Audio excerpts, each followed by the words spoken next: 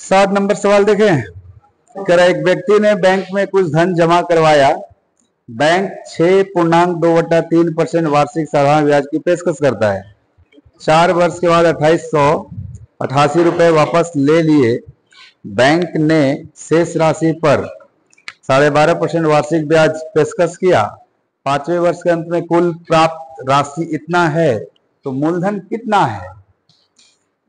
तो आप बताओ शुरुआत में कितना इसको इंटरेस्ट मिला।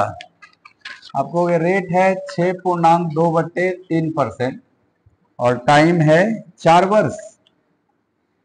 तो अगर ये मल्टीप्लाई किया जाए तो ब्याज मिल जाएगा ना। कितना हो जाएगा आपको? 36, 18, 2, 20, चौके 80/3% ब्याज। रेट कितना है? 36, 18, 2, 20/3। 20/3 में 4 का गुणा होगा तो 80/3। इतना परसेंट ब्याज मिला है। तो कह रहा है कि उसने इतना वापस ले लिया। तो क्या आपका ये जो धन हुआ होगा, ये तो ब्याज है। 100% प्रिंसिपल होता है। आपको 100 प्लस 80/3 यानी कि 380 बटे में 3% अमाउंट था। इसमें से कितना वापस ले लिया? सर ले लिया 2888 रुपया। टोटल नहीं निकाला है, इतना ले लिया वापस। ये जो पैसा बचा इस पर बैंक फिर से 12.5% ब्याज देगा। तो बताओ इस पैसे पे अगर 12.5% ब्याज मिलेगा तो आपका धन 112.5% हो जाएगा। 112.5% ये फिर से हो जाएगा। और एक्चुअल में कितना हो गया है? सर एक्चुअल में हो गया है 4788 रुपए। बोला जाए सर। यानी अगर मैं इस इक्वेशन को सॉल्व कर लूं और यहां से 100% निकाल लूं तो क्या प्रिंसिपल हो जाए मेरा? प्रिंसिपल हमेशा 100% है आपके पास। आपको भी देखिए, इनको थोड़ा सिंप्लीफाई करते हैं। ये 380 बटे में 3% है और इस वैल्यू को बोलते हैं 9/8। अगर 9/8 का गुणा हो जाए इसमें, और ये जो है 2888 रुपए, इसमें भी 9/8 का गुणा हो जाए, उधर तो जो है सो ज्यों का त्यों बना रहेगा आपका। क्या ये 8 से कटेगा? नहीं, 3 से कटेगा। अच्छा ये वैल्यू काटिए जरा। 8 चौके 32, 60 होगा। नहीं कटेगा ना? ये वाला 8 से कटेगा? हाँ सर कट जाएगा। 8 से काट लेते हैं। कितना हो जाएगा? 8 तिया 24, 8 छक्के 48, 361। और देखो कुछ तो छोटा हो जाएगा। 4 से तो कट ही जाएगा। 4 से 2 बार में काट लूं तो 4 से इसको काट लूं। 4 नमा 36, 4 पचे 20। ठीक है। 95 का 3 गुना, या आप ऐसे रहने दो। 95 गुणे 3 बटे में 2% यहां बचा। यहां क्या बचा है? आप कहोगे सर यहां जो भी बचा है उसको उधर भेज दो, रुपया में ऐड हो जाएगा। कितना है? 4788 माइनस उधर जाएगा तो प्लस। 9 एकम 9, 9 छके 54 और 9 तिया 27 और 5 32। ऐसा बनेगा। तो आपको दिख रहा होगा 95 गुणे 3 बटे में 2% का वैल्यू, ये दोनों ऐड हो जाए अगर 8 9 17, 8 4 12 1 13, 7 2 9 1 10 और 4 3 7 1 8। ऐसा कुछ। क्या ये 3 से कट रहा है बंदो? हाँ सर कट रहा है। 3 दूनी के 6, 3 6 के 18, 3 7 21, 3 नमा 27। और देखो क्या 19 से कट जाएगा? 19 से कम 19, 19 चौके 76। हाँ कट जाएगा सर। 19 से 5 बार में 19 से कम 19, 19 चौके 76 और 19 से कम 19। अभी आपको इधर क्या दिख रहा है? 5/2। अगर मैं 2 को उधर भेज दूं, 5 से डिवाइड कर दूं तो क्या 1% का वैल्यू निकल जाएगा? या आप ध्यान से देखो क्या ये 2.5 है। 5/2 को 2.5 बोलते हैं। तो 2.5% का वैल्यू पता है आपको? और 100% निकालना है। क्या 2.5 का 40 गुना 100 होता है आपको? कि यदि मैं 100% निकालने गया तो क्या इसको 40 गुना करूंगा तभी 100 बनेगा? इसको भी 40 गुना कर देना चाहिए। 40 गुना का मतलब क्या? 4 गुना करो, एक जीरो बैठा। 141 का 4 गुना आपको 140 का 4 गुना 560, यानी 564 पे एक जीरो। क्या ये प्रिंसिपल था? 5640। तो आप परसेंटेज वाले तरीके से भी हल कर सकते हैं, आप इसको फ्रैक्शन से भी हल कर सकते हो सवाल, वो आप देख लेना कैसे करना है।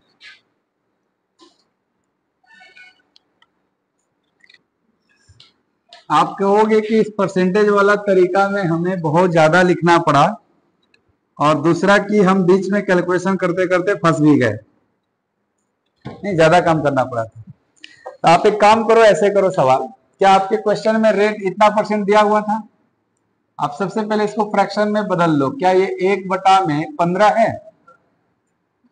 तो आप जानते हो ना कि नीचे वाले को प्रिंसिपल कहते हैं, ऊपर वाले को सर 1 वर्ष का ब्याज कहते हैं, 1 वर्ष का ब्याज कहते हैं। तो आप बताओ, आप मानोगे तो कहोगे ना, प्रिंसिपल अगर 15 यूनिट बोला जाए या 15x बोला जाए तो इस क्वेश्चन में जो एसआई होगा कितने साल का जिक्र हुआ है? 4 वर्ष का।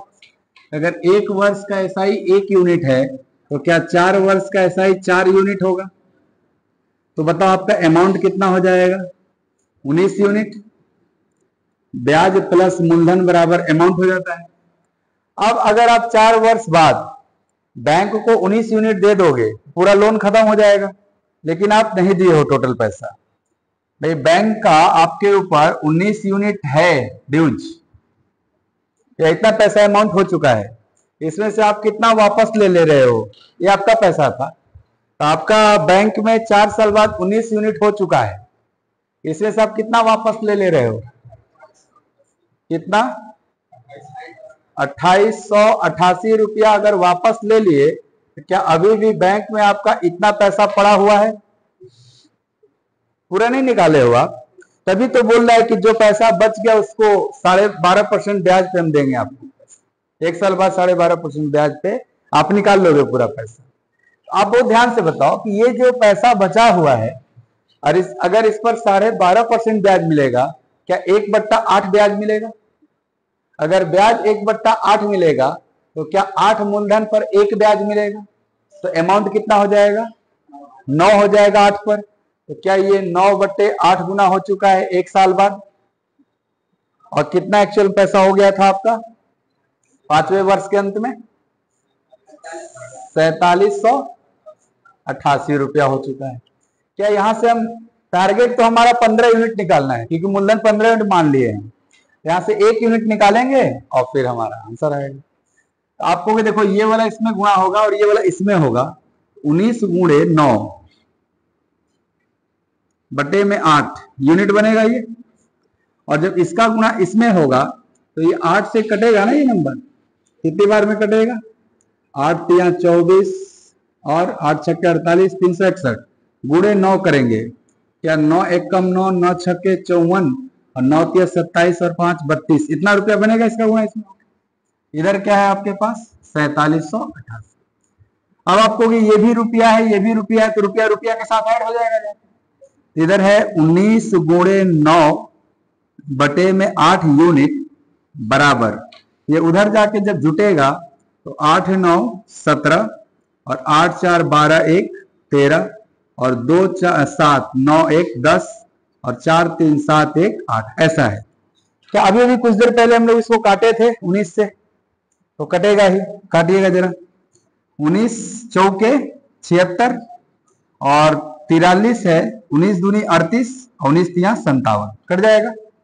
अभी क्या है, 9 से भी कट रहा है? हाँ सर 9 से भी कट रहा है। 9 चौके 36 और 9 सते 63। क्या यहाँ नीचे 8 बचा हुआ है आपका? आपको 1 यूनिट का मान यहां से आएगा 47 इंटू 8, 8 सते 56 और 8 चौके 32 और 5 37, सही है। यानी 1 यूनिट का मान कितना रुपया आ गया? 376, परंतु आपको निकालना क्या था, मूलधन। वो कितना यूनिट था, 15। तो आपको प्रिंसिपल बराबर हो जाएगा 15 यूनिट, यानी 15 गुणे 376 रुपया। तो हो जाएगा 15 छके 90, 15 गुणे 7 105 और 9 114। हाँ जी, और 15 तिया 45 और 11 56, यानी 5640 रुपया हमारा पैसा। तो आप ऐसे भी निकाल सकते हो, आप परसेंटेज से भी निकाल सकते हो। सवाल अगर समझ गए हो तो अपने हिसाब से कैसे भी निकाल लो। सवाल है कितना, 12%, 12.5% आया है। देखिए कितना साधारण सवाल है, कह रहा है 5 वर्षों में निवेश की गई धनराशि और प्राप्त धनराशि का अनुपात 8:13 है। तो निवेश की गई धनराशि को क्या कहते हैं, मूलधन, और प्राप्त की गई धनराशि को क्या कहते हैं, मिश्रधन। तो आपको सर इस क्वेश्चन में मूलधन और मिश्रधन का रेशियो दिया हुआ है, कितना कितना, 8:13, 8 और 13। आपको ब्याज दिखाई दे रहा है, कितना ब्याज है सर, ये ब्याज मुझे 5 यूनिट मिला हुआ है। बताइए कितने साल में ब्याज मिला है, लिखा हुआ है 5 साल में ये हुआ था ना धन। आपको सर 5 वर्ष का एसआई मुझे 5 यूनिट दिखाई दे रहा है। तो 1 वर्ष का एसआई, सर 1 वर्ष का जो साधारण ब्याज होगा क्या वो 1 यूनिट होगा। और आप कहते हो 1 वर्ष के साधारण ब्याज मूलधन का जितना प्रतिशत होता है उसी को ब्याज का दर कहा जाता है। तो क्या 1/8 को परसेंटेज में 12.5% कहा जाता है, इसलिए हमारा रेट क्या है, 12.5%। आप डायरेक्ट कर सकते हो सवाल, कोई दिक्कत नहीं।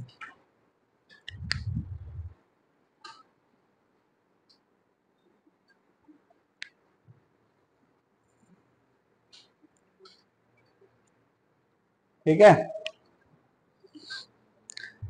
एक राशि का निवेश इस प्रकार किया जाता है कि दर और टाइम का रेशियो, देखो दर और टाइम का रेशियो दिया है 5:2।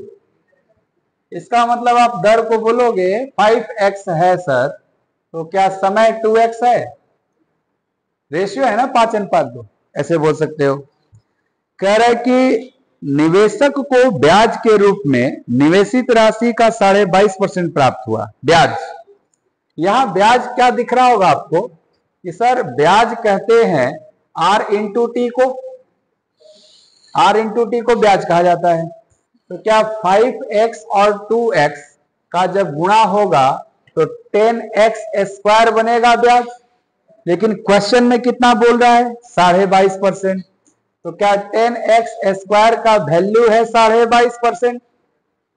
सर यहां से देखो तो क्या x 10 से जब डिवाइड होगा तो 2.25 होगा, और जब स्क्वायर रूट आएगा तो क्या 2.25 का स्क्वायर रूट 15 का स्क्वायर होता है 225, क्या 1.5 आ जाएगा x की वैल्यू।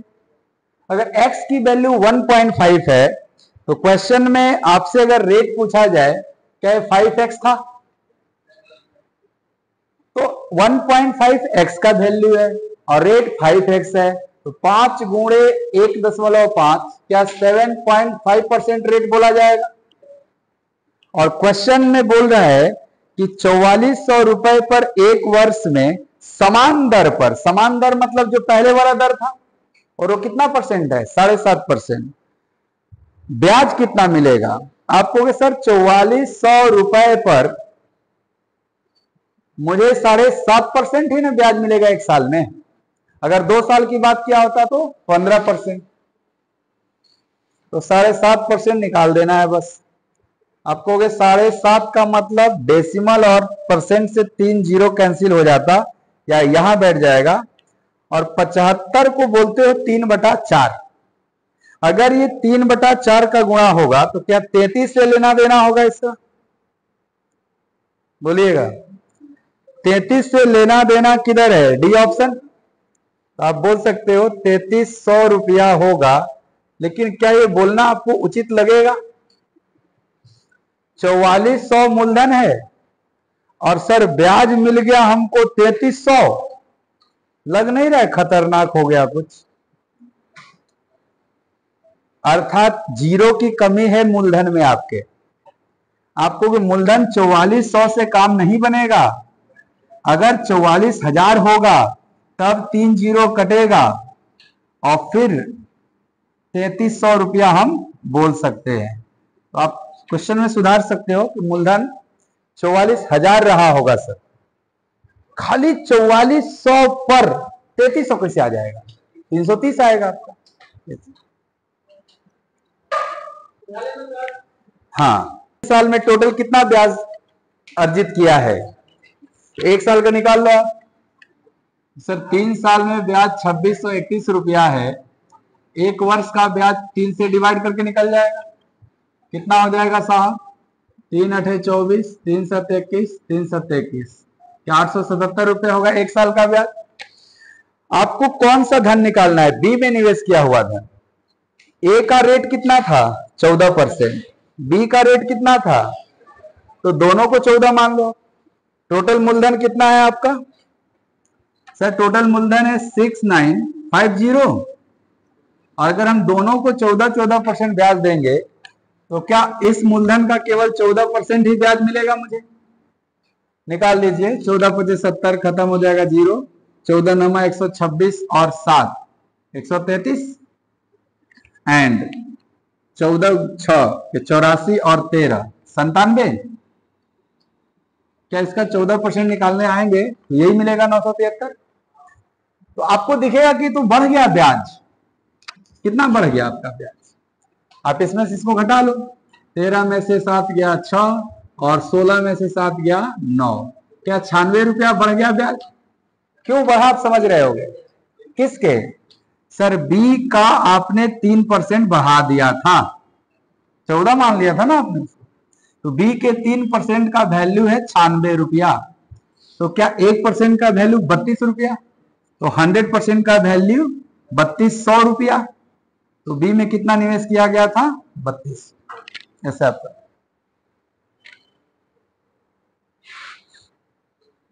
आप कहोगे इस बार तीनों स्कीम मिलाकर 4 साल में कितना ब्याज मिला है?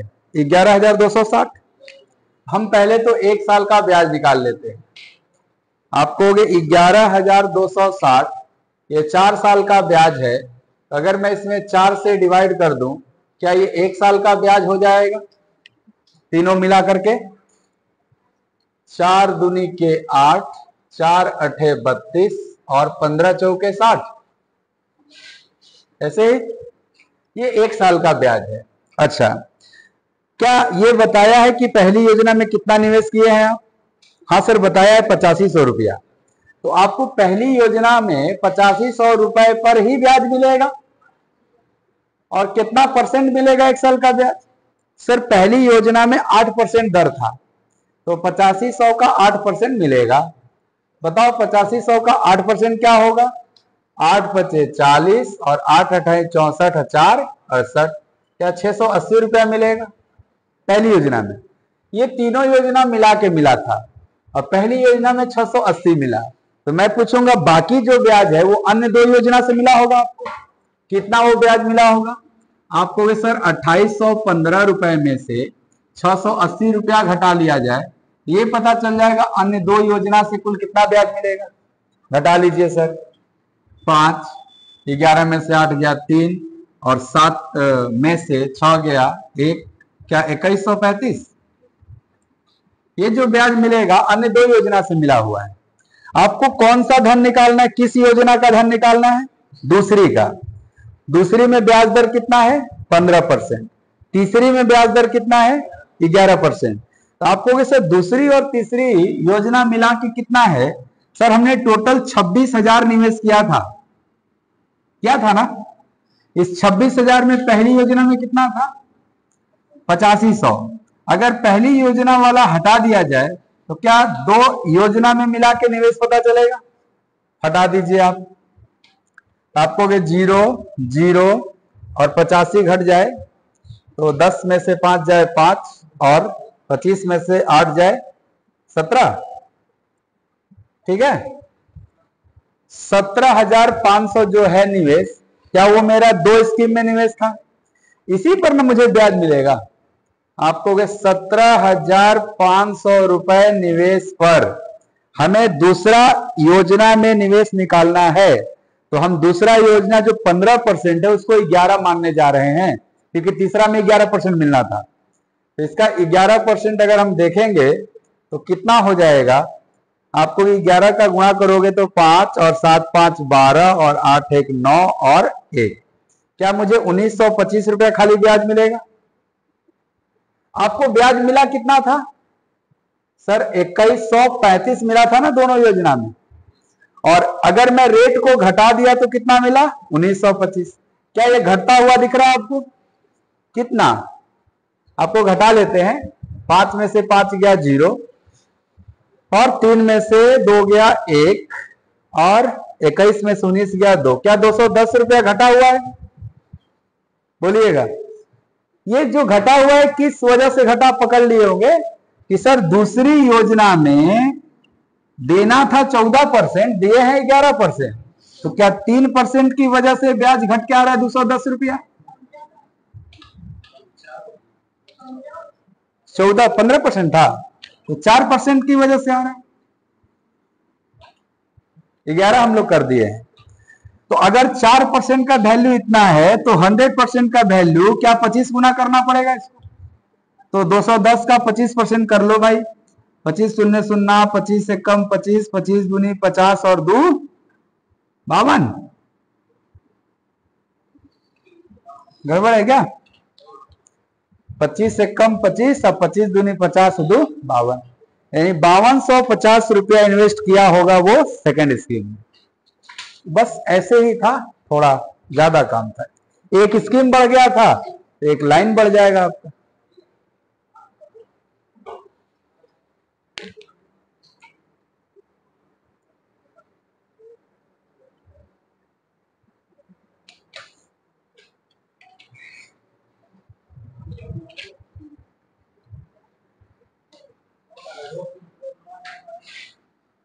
वैन खरीदता है और समान दिन इसे 7200 रुपए में खरीदार को 2 साल के क्रेडिट पर बेचा है।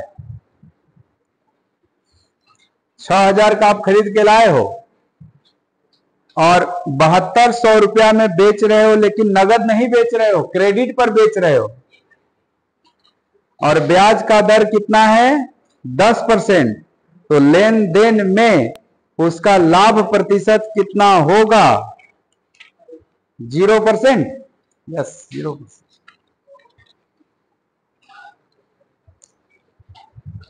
कैसे समझिए, अभी ना 6000 रुपए का आप वैन खरीदे हो, लेकिन आप इसको कितने में बेच रहे हो? 7200 में, बट उधार बेच रहे हो, आपको पैसा 7200 मिला नहीं है, 2 साल के क्रेडिट पर दिए हो, और आपने बोला है कि 10% हम ब्याज दर लेंगे। ये बताओ, 2 साल में 10% के हिसाब से 20% इस पे ब्याज ले लोगे तो क्या 120% इसकी वैल्यू हो जाएगी? और 6000 का 120% क्या 7200 होगा? यानी सर जिस वैन का कीमत 7200 2 साल बाद हो जाएगा, उसका पैसा तो मुझे 7200 मिलना है 2 साल बाद, 1 रुपये एक्स्ट्रा नहीं मिल रहा है ना, 7200 हम बेच रहे हो। तो क्या आप कह रहे हो कि 2 साल बाद जो सीपी होना है वो 7200 होना है, और हमने 2 साल बाद उससे पैसा कितना लेना है? 7200 ही लेना है। क्या मुझे कोई फायदा दिख रहा है? नहीं। सीपी एसपी के बराबर दिख रहा है, तो क्या प्रॉफिट परसेंट 0%?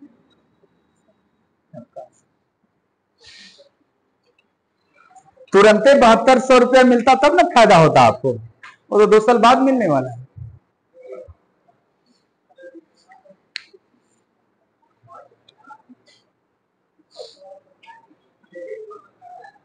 हाँ हाँ, उधार दिया, उधार है। कह रहे 5124 रुपए में 4 महीने के बाद वास्तविक छूट 244 रुपए है, यानी 244 रुपए कितने महीने का छूट है? 4।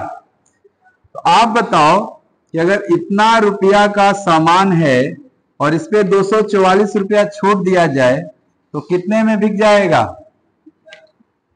आप कहोगे घटा लो सर, कितना हो जाएगा? 0, और ये 12 में से 4 गया 8, और 50 में से 2 48, इतने में बिकेगा। तो अगर जो डिस्काउंट होता है वो तो एक्चुअली में एमआरपी पे दिया जाता है, लेकिन जो ट्रू डिस्काउंट है वो सेलिंग प्राइस पे दिया जाता है। तो आप बताइए जो डिस्काउंट 4 महीने में मिला है 244 रुपए, ये आपके सेलिंग प्राइस का कितना % है? ऐसी परसेंटेज निकालोगे ना। क्या आपको दिख रहा है इसका आधा है, ये 10% का आधा है ये? तो सर ये 5% है हमारा ट्रू डिस्काउंट। कितने महीने का भाई? 4 महीने का। अगर 4 महीने का 5% तो 12 महीने का। 4 महीने का 5% तो 12 महीने का 15%, और 12 महीने का ही एनुअल बोलोगे डिस्काउंट रेट है, तो आपको इसमें क्या गुणा करना चाहिए? 3 का। कितना बन जाएगा? 15% वार्षिक डिस्काउंट था मेरा। 12 महीने का निकालना होता है ना आपको, ये आपका आंसर। कभी भी दर प्रतिशत निकालते हैं तो 1 साल का निकालते हैं, वो 4 महीने का आया था। 4 महीने का 5% तो 12 महीने का 3 गुना हो जाएगा बस।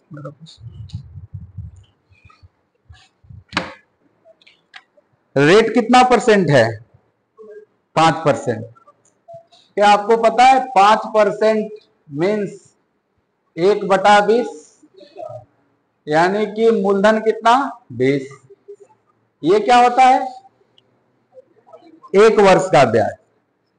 तो अगर ये 1 वर्ष का साधारण ब्याज है तो क्वेश्चन में कितने वर्ष का जिक्र हुआ है? 3 वर्ष का। तो 3 वर्ष का साधारण ब्याज कितना हो जाएगा? आप कहोगे सर 3 वर्ष का साधारण ब्याज 3 यूनिट हो जाएगा, क्योंकि 1 वर्ष का एसआई 1 यूनिट है। 1 वर्ष का एसआई कितना है? 1 यूनिट। तो 3 वर्ष का एसआई 3 यूनिट। मैं आपसे पूछूंगा अमाउंट कितना हो गया?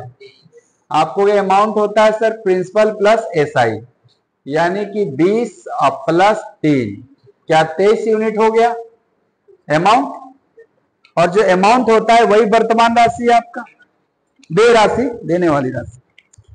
तो वही बोल रहा है कि 138 रुपया का वर्तमान मूल्य ज्ञात करिए, यानी कि मूलधन निकालिए। आपको 23 यूनिट का मान सर कितना दिया हुआ है? 138 रुपया। तो 1 यूनिट का मान साहब क्या है? 6 बार में कट जाएगा। 6 18 6 दूनी 12 1 13। सर 1 यूनिट का मान 6 रुपया आएगा। आपका मूलधन कितना यूनिट था? 20। तो 20 यूनिट का मान क्या हो जाएगा? 20 गुणे 6, 120 रुपए हो जाएगा। तो प्रेजेंट वैल्यू कितनी है? 120। 3 साल बाद उसकी वैल्यू कितनी हो जाएगी? 138। अमाउंट है ना 3 साल बाद वाला वैल्यू जो दिया जाना है।